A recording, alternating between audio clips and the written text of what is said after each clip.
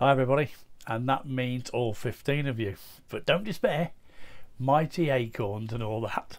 Anyway, as promised, after last week's Greela, the Christmas Witch episode, I have decided to fit in the daddy of all the Christmas beasts and take a look at the old goat himself, Krampus.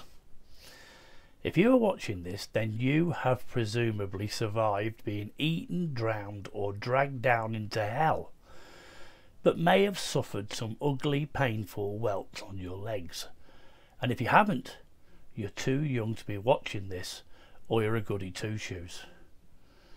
Half man, half goat, black shaggy fur, big horns and a tongue that lolls down to his chest, this fine specimen of a pagan beast, the son of a Norse god Hel, is a fine body of a demon.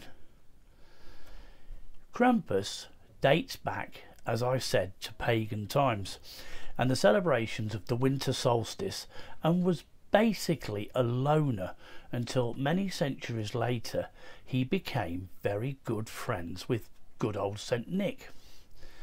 Some say even that they were twin brothers.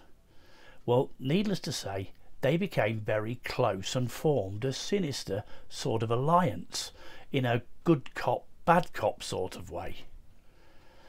On the eve of the 5th of December, or better known in the Austrian towns and cities that Krampus would inhabit as Krampusnacht, those children who were sugar and spice and all things nice slept soundly in their beds without a care in the world, whereas those children who had been naughty all year and had not heeded the warnings of their parents were laying shaking in their beds, blankets over their heads with just a little hole in the covers to breathe through, shitting themselves because they hadn't listened, and now they were gonna get a good whipping with some twigs.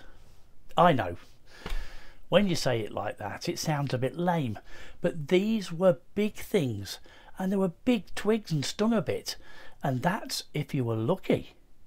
If Krampus took a complete dislike to you, he popped you into the basket on his back and took you down into the depths of hell. Unless he stopped for a snack, in which case you were it. And then, really rub salt in the wound, the other half of the deadly duo came around the next morning and filled your siblings' shoes with lovely gifts, and you were left with big red welts on your arse and some coal. Or, worse, you were never seen or heard of again.